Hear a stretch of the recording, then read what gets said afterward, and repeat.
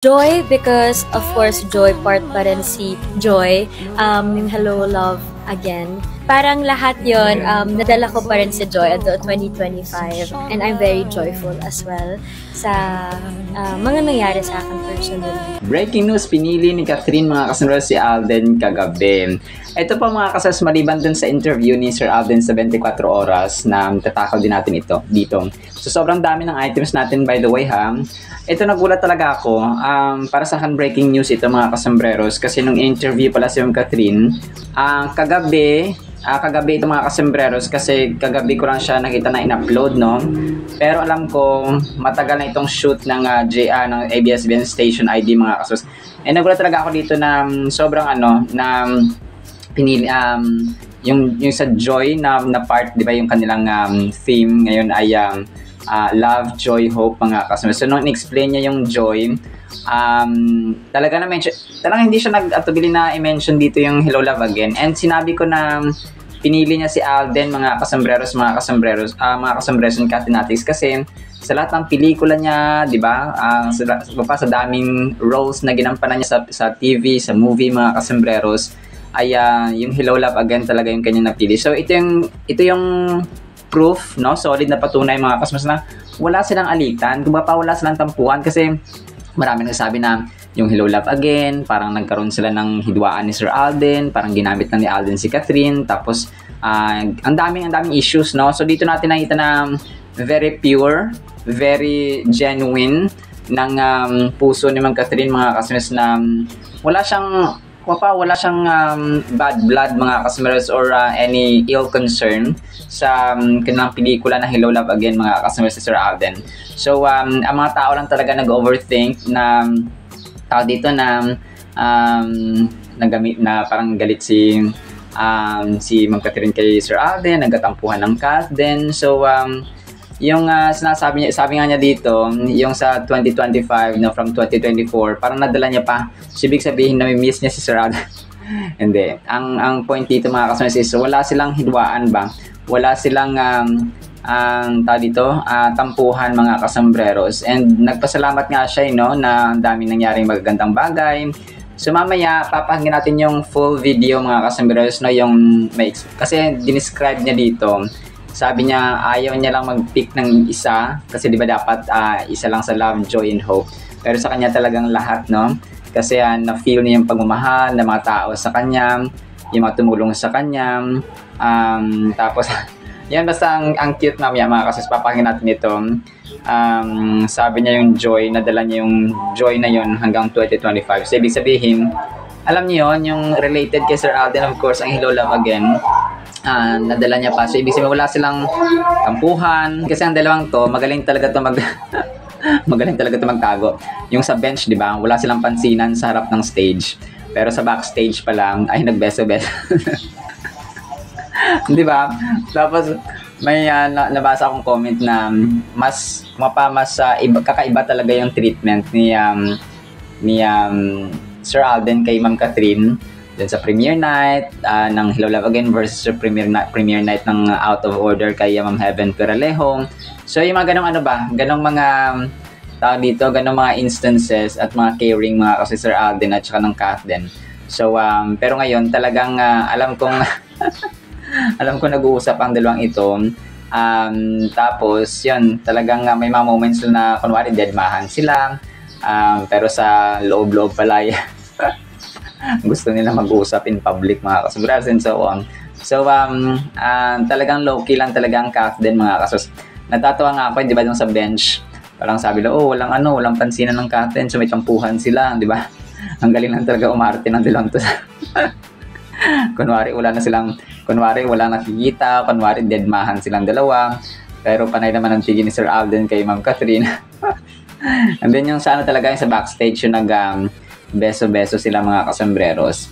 So, kunwari wala silang pansinan sa harap ng entablado, pero sa likod pala ay nagbebeso-beso, no? Ang si attorney at saka si client mga kasambreros. So, yun, no? Talaga low-key lang talaga ang ninja moves ng Cath din mga kasambreros. And then ito, next item. So kagabi ha, ito na nga, yung kay Sir Alden mga kasambreros. So mamaya papakinggan din natin itong full interview. Part 2 ito mga kasambreros ng kanyang interview mga kasambreros. And yung topic naman dito is about life mission, no? Ni Sir Alden mga kasambreros. Yung mission niya sa buhay na nagbibigay ng inspirasyon at magbahagi ng success sa mga tao. So parang ang point dito is ang success, ang blessings, no, you cannot celebrate alone mga kasambreros. So tapos meron din dito na parang yung mga time na kung meron siyang gustong balikan, yung mga taong gusto niyang naging parte ng kanyang buhay sa kanyang 15 years sa industry, no, yung mga naging parte in the past mga kasambreros.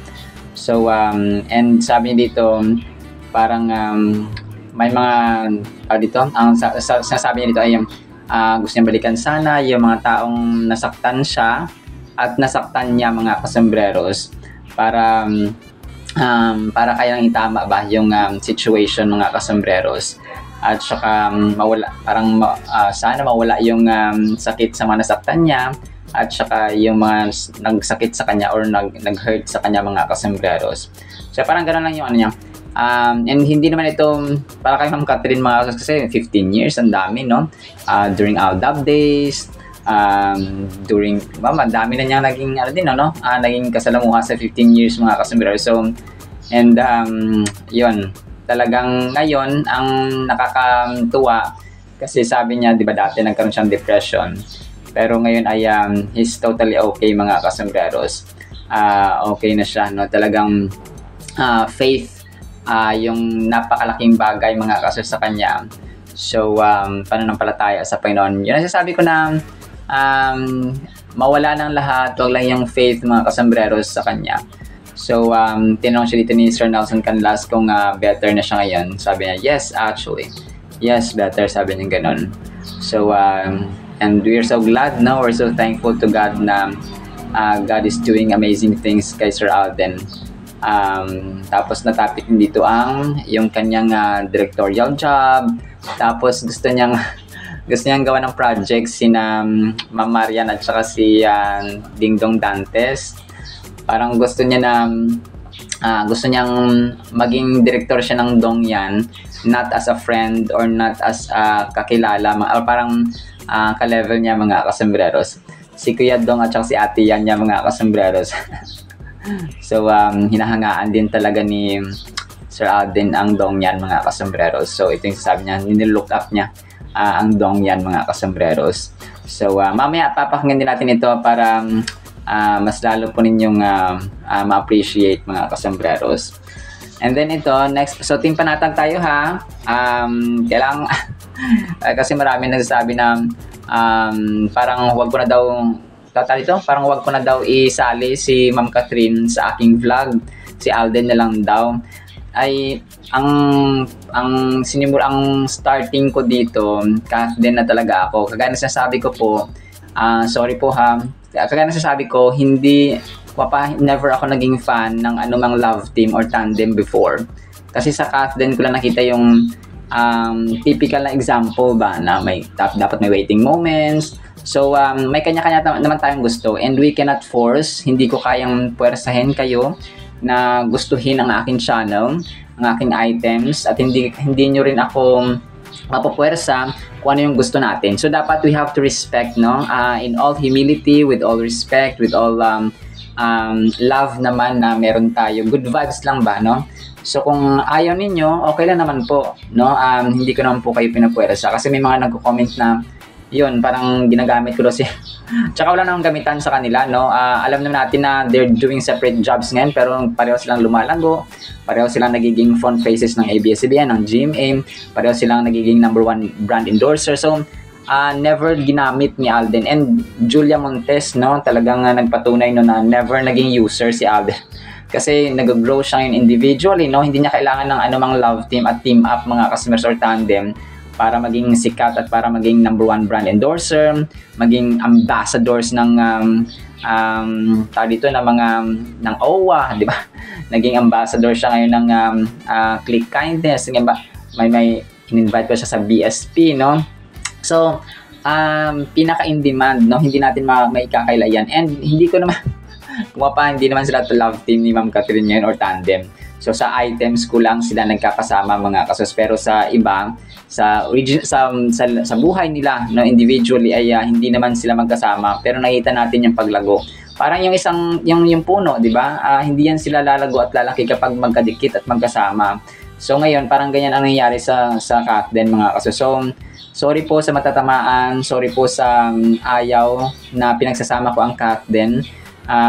Yung unang intro ko pa nga lang, di ba? So, hello Kathden fans. So, parang ano naman kung hindi ko isasali dito si Ma'am Catherine kung naging Kathden pa yung intro natin. So, pasensya na po with all humility sa mga ayaw na sinasama ko si Ma'am Catherine dito. So, okay lang din naman po, no, na mag-scroll lang po kayo sa ibang channel. Ayoko naman na napipilitan lang kayo, no, parang ganun ba, no, dahil sa ayaw nyo lang na sinasama ko si Ma'am Catherine sa aking items. So, yun po, no. So, moving forward, ay kagabi, ay ang kulit dito, no, si Sir Alden din pala ay nag-join sa McDo Christmas party mga kasambreros. Kasi sila, di ba, yung ambassadors din po ng McDonald's mga kasambreros, si Ma'am Barbie, David Licauco, mga kasambreros. So, ang kulit lang ng ginawa nila kagabi sa Christmas party. Parang nasa, yung senior dito ng Jimmy Sparkle Artist Center, ay may isang location sila no, na pinagdausan ng Christmas party. Parang advance yung kanilang Christmas party mga kasambreros sa McDo, no? McDo Philippines mga kasambreros. Akala ko nga sa kanya lang to na McDo. So general pala ito.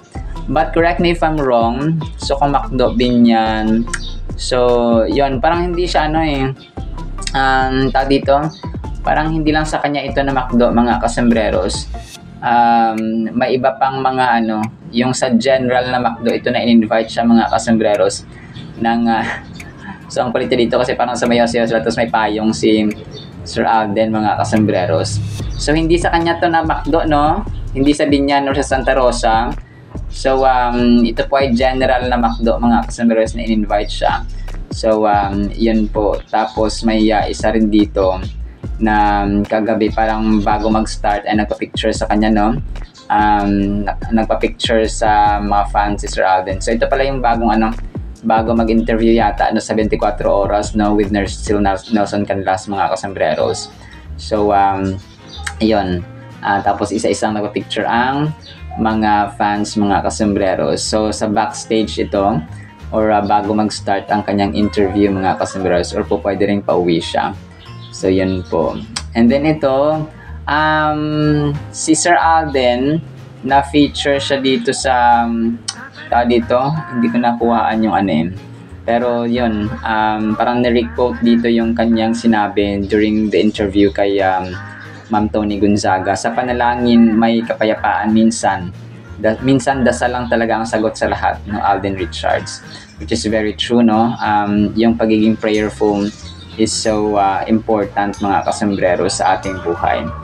And then ito, next item natin. So si Vice Ganda, parang nagpasalamat siya dito, no, balita, na this is according sa balita 5 hours ago.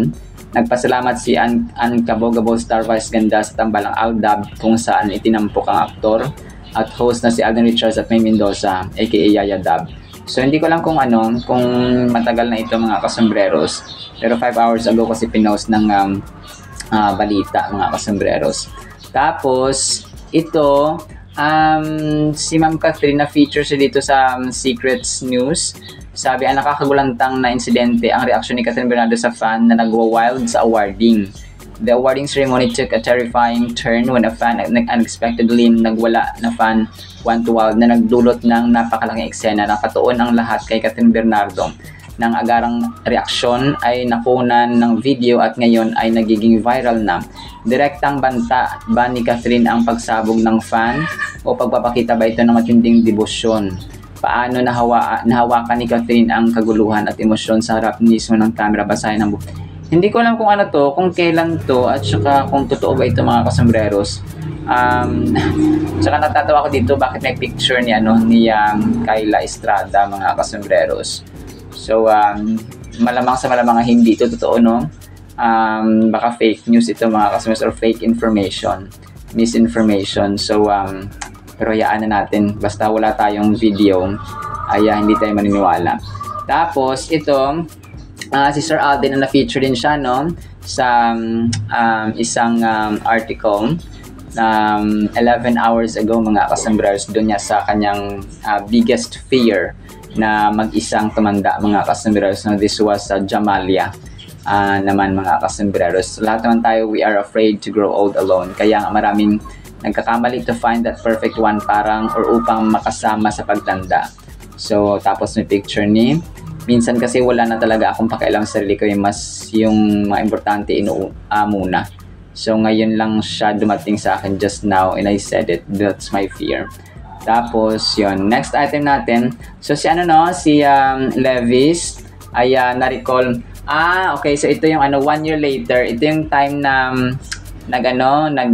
skydiving si Ma'am Catherine, December, so 3 hours ago, December 3 or December 2 mga kasambreros, no? 2024, nag-skydive si Ma'am Catherine at saka si Sir Alden mga kasambreros. So, nung nag-skydiving sila, so December 2 pala yon mga kasambreros. So, alam ko si Ma'am Naybara Lopez nag-share din nun eh. Pero sa ibang item ko yun mga kasambreros. Tapos, si Sir Robbie Domingo pala at saka si Sir Alden, ang parehong awardee ng Hall of Fame ng Anak TV Seal Awards mga kasambreros. So dalawa pala sila. Binati rin sila ng TFC or the Filipino Channel, si Sir Alden at saka si Sir Robbie Domingo mga kasambreros. So akala ko kasi si Alden Richards lang mga kasambreros, kasi si Robbie talagang yung hosting niya at saka yung mga shows niya ay pambata rin talaga mga kasambreros, or marami ka matututunan. So Anak TV Seal Awards 2025, congratulations to Robbie Domingo. So, Anak TV Hall of Fame. So, ang nakalagay dito mga kasambreros. And then ito, ang cute ng ginawa ng isang fan dito. Naging farmers ang Kathleen mga kasambreros, no? Kunwari ay nagtatanim sila or nasa bukid mga kasambreros. Nagtatanim ng or nagdadamo ng palayan mga ang cute lang si Kathleen dito na kasombrero. Tapos si Sir Alden may hawak na parang pangkuha ng damo mga kasambreros. And then si Ma'am Catherine, kinongratulate siya ng Dreamscape, no? Sabi dito, congratulations Catherine Bernal, kinilala bilang Tequila Queen. Hello love again sa 41st PMPC Star Wars for Movies. So greetings from your Dreamscape family. So ang Dreamscape, di ba, yung producer ng kanyang bagong serye na Someone Someday mga kasambreros. So ayun po. And next item natin. So, itong picture na ito ay kuha ito si Ma'am Catherine at Sir Alden during the promo of Hello Love Again. If I'm not mistaken, papunta sila dito sa Canada mga kasambreros. Naka-brown si attorney, naka-black si client, tapos naka-cap din si attorney mga kasambreros. So, nasa airport sila nito. Alam kong ito parang throwback photo mga kasambreros. Ng dalawa, no, sa airport. And then ito, next item natin mga kasambreros. Spotted daw si Ma'am Catherine dito. Ito po ay yung commercial pala niya dito ay ginagawa niya yung, if I'm not mistaken, Colgate or KFC mga kasambreros. So pinost ito kagabi nung isa sa mga team members mga kasambreros na gumawa ng behind the scene dun sa, hindi ko lang kung TCL, kasi red din kasi ang TCL or Colgate ito mga kasambreros, or Century Tuna, kasi nakalaga lang dito, perks of being a TV commercial model, you get to work with Catherine Bernardo. So tawag dito, parang isa rin pala siya sa mga models pala doon mga kasambreros, no? Or commercial model. So, okay. So, parang naging part siya. Baka itong naka-black mga kasambreros na ang cute lang ni attorney dito mga kasambreros. So, yun. Talagang naka-red siya dito. Tapos, medyo hindi siya ganong kita kasi nga nag-uusap sila ng mga cast mga kasambreros. So, ang cute lang attorney. And then ito, next item natin. So last item natin ito mga kasombrero sa may fan dito, no? If I'm not mistaken, floor director or parang part siya ng floor directorial team mga kasombrero si ma'am. Tapos nagpa-picture siya kasi yung favorite niya si Alden or fan siya ni Alden mga kasombreros. Kinikilig si ma'am after ng pa-picture mga kasombreros, no? Ng 24 oras. So ito yung time na magpapa-interview na si Sir Alden mga kasombreros kay Sir Nelson Canlas. So ang cute lang reaction ni ma'am, no? Sa kanyang tawag dito. After magpa-picture kay phenomenal box office cinema King mga kasombreros. Alright, so yan lang actually sa ating Kathleen items, no? Sana po ay pakinggan muna natin yung full interview ni Ma'am Catherine at saka ni Sir Alden mga kasombreros at the same time. So tapos ay ang salita naman ng Panginoon after ng kanilang interviews mga kasombreros. Ngayon po ay December 4, 2025. Thursday na po mga kasombreros, no? Malapit na bukas, Friday na naman, weekend na naman mga kasombreros after nyan. So sana po ay pakinggan po natin ang mga ito and then ang salita ng Panginoon afterwards. Sabay tayo, ikaw at ako. 2025, oh grabe, roller coaster ride for me. I can't pick just one. I would say it's my 2025 is full of love.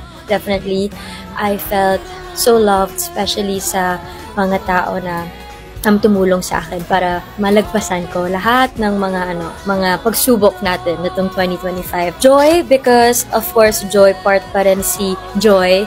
Yung Hello, Love Again. Parang lahat yon nadala ko pa rin si Joy until 2025. And I'm very joyful as well sa mga nangyari sa akin personally. And hope, feeling ko itong last quarter of 2025, I would say, it challenged or tested our patience, but it makes me hopeful about the situation na this year, sana maging hopeful tayo until next year na things will get better and we just have to pray and be hopeful about the situation. So, yan. 3 words. To all our kapamilyas, maligayang Pasko po sa inyo lahat. Ito yung pinaka taon na iniintay natin lahat. So I hope you get to celebrate it with your loved ones, kasama po ang pamilya nyo. Sana lahat kayo ligtas. And kung ano man yung celebration na gagawin nyo, kahit gano'n yun kasimple, basta sama-sama, yan ang pinaka-important. So I'm wishing you a very blessed 2026 and sana i-end nyo ang year na to with a grateful heart. Merry Christmas, Kapilas! Puno ng pasasalamat ang puso ni Alden Richards sa kanyang pagdiriwang ng 1.5 dekada sa showbiz. Ipadarama niya raw ito sa People Who Matter sa pamamagitan ng isang event, ang AR-15 Moving Forward sa December 13 at the City of Santa Rosa, Laguna Multipurpose Complex. It's always about giving back, making people feel special. I like to make people feel special kasi. And there's no one who's more deserving of that but the people who have helped me and that has been very instrumental with my career. Gusto ko maramdaman nyo na parang there's nothing but gratefulness and appreciation yung past 15 years and lahat kayo kasama doon. Sa pagpapatuloy ng aming usapan sa GMA Integrated News Interviews, Alden let his heart out on his sleeves. Lalo't ang kanyang misyon sa buhay ang naging topic. You don't fail to inspire people. Wow.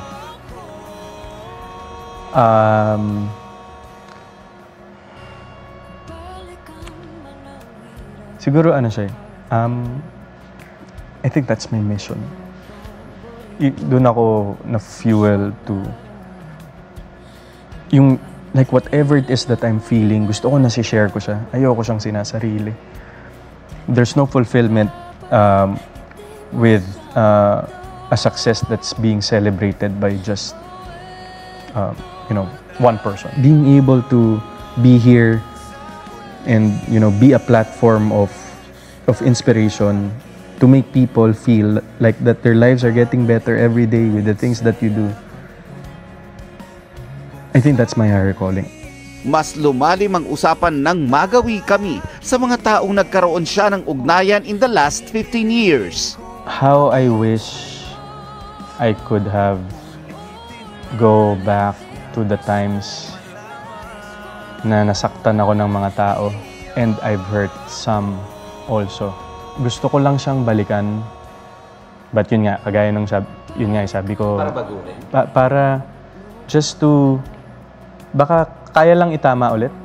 Para lang mawala yung sakit sa nasaktan ko and mawala yung sakit dun sa nanakit sa akin. Medyo yun kasi yung parang things that I tend to go back to. Na what if hindi kaya nangyari yun? What if okay? What if? Yung the what ifs of life. Ang lalim niya. Yeah. May pangalan ba yun? Marami naman sila.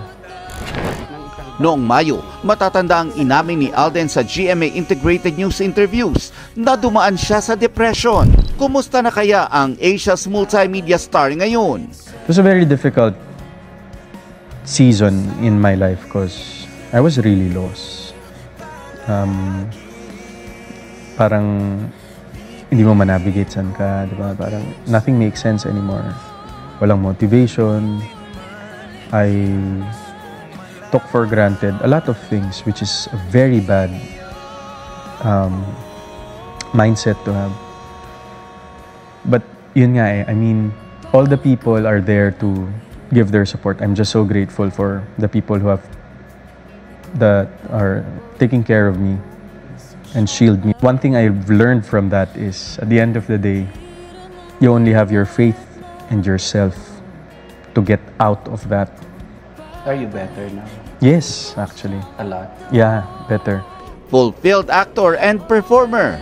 Nagpahanga din si Alden sa kanyang kauna-unahang directorial job.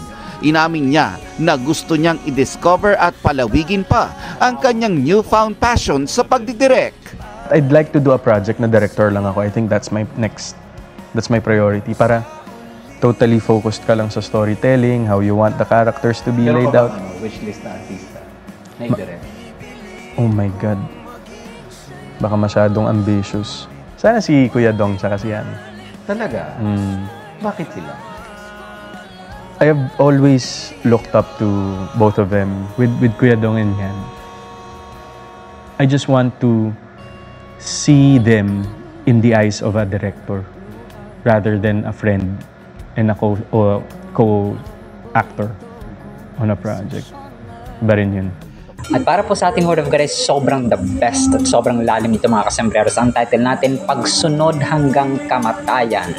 Philippians chapter 2 verse 8, and being found in appearance as a man, si Jesus Christ, nagpakatao daw noon, He humbled Himself and became obedient to the point of death. No, kamatayan mga kasembreros, even the death of the cross. Napakalalim ito mga kasembreros. Alam natin na nangyari no, sa ating Panginoong Hesus na nung nagpakatao siya, no, He became flesh mga kasembreros, kagaya natin, no, nakaramdam siya ng sakit, ng pagod, ng pagkagutom, ng pagkauhaw, ng pighati, ng lahat ng emotions ng bilang tao mga kasembreros ay naramdaman ni Lord Jesus Christ, especially no, yung sa kanyang climax ng kanyang story na ipinako siya sa krus mga kasembreros, ngunit pinahirapan pa, no, brutal na pagpapahirap at pagpapakamatay or pagkamatay ng isang kriminal mga kasembreros na ginawa sa kanya when he was laid over sa kaaway mga kasembreros. Pinahintulot no, God the Father allowed everything to happen so that yung great plan of salvation ay ma-fulfill at mangyari mga kasembreros. Grabe no, akala ng kaaway, akala ni Satanas ay nananalo na siya no, kasi si Jesus Christ wala na, ang anak ng Diyos, ang Messiah ay pinako sa krus no, wala lang tanggulay na kasi duguan, may tinik sa ulo, inalipusta no, talagang pinahirapan. So akala ng Diablo, akala ni Satanas ay nanalo na siya. But it was part of God's great plan of salvation. Kumaga pa, everything was in detail, pulido ang pagkakagawa mga kasembreros, perfect ang pagkakagawa mga kasembreros at pag-fulfill ni Lord Jesus Christ sa mission at sa prophecy long time before He came sa mundong ito mga kasembreros. Grabe no? Parang maling akala ng Diablo mga kasembreros. So dito, ang pagsunod ay sa atin, sa buhay natin, hindi pa tayo humantong sa pagsunod, no, sa ating magulang na talagang ikinamatay natin, mga kasembreros. Kunwari, inutusan tayo nating manager, inutusan tayo ng ating master o ng amo natin o na magulang natin, inutusan tayo ng kuya, ate, kung sino man dyan. So nga pa yung pagsunod na, kung nga pa, normal ba? Normal na pagsunod lang, mga kasembreros ba? No? Yung gawin mo yung task mo sa bahay, hugas ang plato, maglaba, magluto, magsaing, no? Utusan sa tindahan, and so on. Mag-aaral na mabuti, no? So mga simpleng mga pagsunod, mga kasembreros. Of course, the death of Jesus Christ ay ang pagsunod niya, no, obedience niya, mga kasembreros, na mantong sa kamatayan was part of God's plan, mga kasembreros, no, death on the cross or death of the cross, mga kasembreros. Pero hindi ito ginawa para sa kanyang sariling performance, no? Kung pa, hindi ito isang palabas, hindi ito movie, hindi ito isang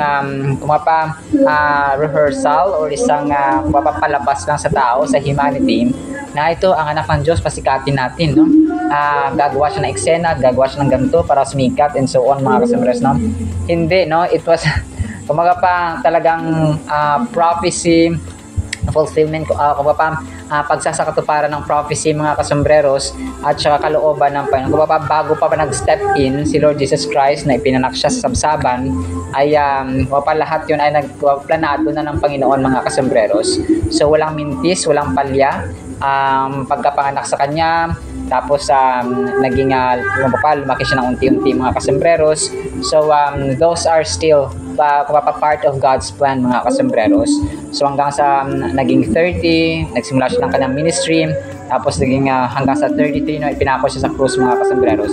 So yun ay part, no, kumbaga ang isang direktor, si God the Father ang direktor, mga kasembreros, alam na niya na mangyari yung lahat-lahat. That is why expected niya na mangyari, mga kasembreros, ang lahat-lahat. Jesus willingly accepted crucifixion to fulfill God's plan for the salvation of humanity, highlighting His profound humility and obedience. So kagaya na mention natin, mga kasembreros, part yun ng fulfillment ng God's plan. Jesus demonstrated the ultimate act of love and sacrifice by choosing to humble Himself and submit to a brutal death. Grabe ang description dito. Barbaric, kumbaga parang hayop, no, ang turing kay Lord Jesus Christ, kung kaya siya ay para siyang kinatay na tupa, mga kasembreros, or anak ng lamb or ng karnero.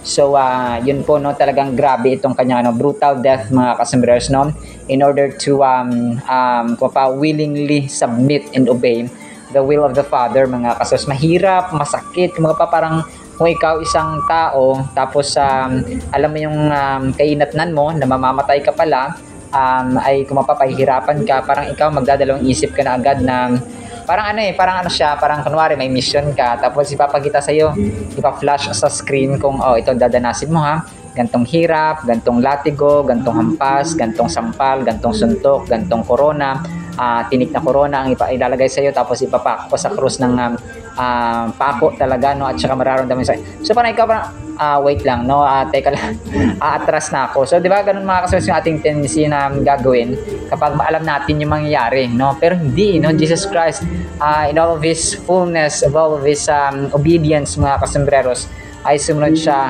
hanggang kamatayan. His willingness to endure suffering and shame on the cross exemplifies His profound obedience to the Father's will and His deep compassion for all people. So, yung nagda-drive kasi dito, hindi lang hindi lang willingness, mga kasembreros, or obedience sa Diyos Ama, pero nandun yung compassion, yung great love talaga, mga kasembreros. Kaya kung tayo po sa ating buhay, mas minamahal natin ang tao, mas pinapahalaga natin ang tao, mas inuuna natin ang tao, mas pinaglalaan natin ang oras ng tao, mas paglalaan natin ang oras ng Panginoon, because He first loved us, mga kasembreros. Yung asawa natin, kapatid, asawa, anak, magulang, ay nandyan, no, instrumento sila ng Panginoon. Pero ito yung sinasabi ng Panginoon na ang pinakaunang commandment ay hindi niya sinabi na love your neighbor, your parents, your siblings, your brethren, with all your heart, mind, soul, and strength, no? At saka mahalin mo ang Diyos ng gaya ng iyong sarili. So hindi baliktad, mga kasembreros, kundi mas inuna niya yung greatest commandment, number 1, na love the Lord your God with all, okay, lahat, no, with all our heart, mind, soul, and strength, no? At saka pangalawa lamang ating tao o ang kapwa-tao, mga kasembreros. So ibig sabihin, kapag ganito, mga kasembreros, hindi naman ibig sabihin na o sige, mahal ko ang Diyos, no? Pero hindi ko mahal ang tao, hindi ko paglalaan ng oras ng aking pamilya. So hindi po, balanced life na ang gusto rin natin Panginoon, mga kasembreros. Kasi nga, mahal niya tayo, no? Hindi niya gusto na responsable tayo sa pag-ibig natin sa Kanya, naglalaan tayo ng oras sa Kanya, tapos nagiging irresponsible tayo sa ating pamilya, sa ating asawa, anak, magulang, mga kasembreros, no? So kung naglalaan tayo ng oras sa ating anak, no, sa ating asawa, kapatid, and family members, etc. So mas lalo tayo maglaan, no, ng pagbibliya, no, panalangin.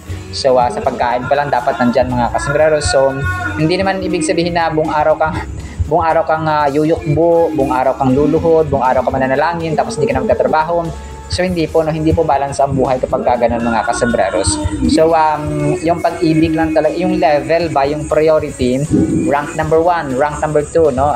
Rank number 1 dapat si Lord, kasi ganito yan kapag mahal mo ang Diyos ng buong puso, lakas, kalwa at isipan, mas mamahalin mo ang tao. Ang tendency kasi ngayon, kapag mahal natin ang asawa natin, mahal natin ang anak natin as magulang, kasi mahal nila tayo. So paano kapag hindi na tayo mahal, di ba? Kasi magulang natin sila, anak natin sila, asawa natin sila. So hindi mo na rin sila mamahalin, di ba? So hindi po ganoon, mga kasembreros. Ang asawa mong babae, ang asawa mong lalaki, ang anak mo, at saka any family member mo dyan, mga kasembreros, kapag sila po ay mahal, kung mapapag naiintindihan nila na mas mahal tayo ng Diyos ng sobra-sobra, mamahalin natin ang Diyos ng sobra-sobra, mamahalin din the more you love God, you also love your people, you love your family members, you love your parents, you love your children, you love your siblings, and so on, mga kasama. So ganun siya. In short, nababago yung ating character if we know the priority or level, mga kasembreros, no, yung ranking ba na dapat una palang mahalin si Lord, no, para mas lalo maging loving ako sa aking magulang, anak, asawa, kapatid, and so on. So kapag mahal ko palang Panginoon, mas lalong mangibabaw ang pag-ibig sa lumang tahanan, and so on. Reflecting on this verse prompts us to consider the depth of Jesus' love and the magnitude of His sacrifice. No, yung kanang sakripisyo talaga, mga kasembreros. So it challenges us to examine our own attitudes towards humility, obedience, and service to others. What does it mean for us to follow the footsteps of Jesus by humbling ourselves and embracing obedience even when it may be difficult or costly, no?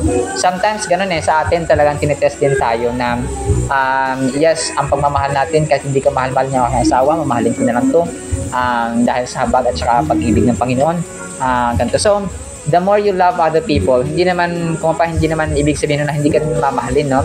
Kasi nga ang buhay natin ay prinsipyo ng pagtatanim at pag-aani.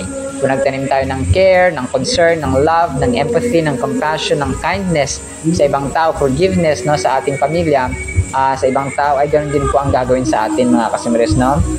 That's biblical. So sa ating application, embrace the selflessness and servanthood shown by Jesus in Philippians chapter 2 verse 8. Let this action inspire you, or let His actions inspire you to put others before yourself in your daily interactions. Serve with love and humility as Christ did, sacrificing for the greater good. So yun siya, mga kasmas. Dapat gayahin natin ito, mga kasmas. No? Hindi natin kagayahin yung pagsunod hanggang kamatayan, na title natin. So ang ating sundin dito ay yung mamuhay tayo may pag-ibig, may humility, may pagpapakumbaba, no, at saka kindness sa bawat yung selflessness ba dapat present, at part na ng ating ugali dapat, mga kasembreros. Alright, sinam sa ating Word of God, no, apay pagpalaan po tayo ng pag-ibig, pananampalataya, pag-asa, pagsunod, humbleness, mga kasembreros, kindness, mercy, forgiveness, etc. In the mighty name of Jesus we pray. Amen and amen. So sa next segment, mga kasembreros, paalam po. I love you.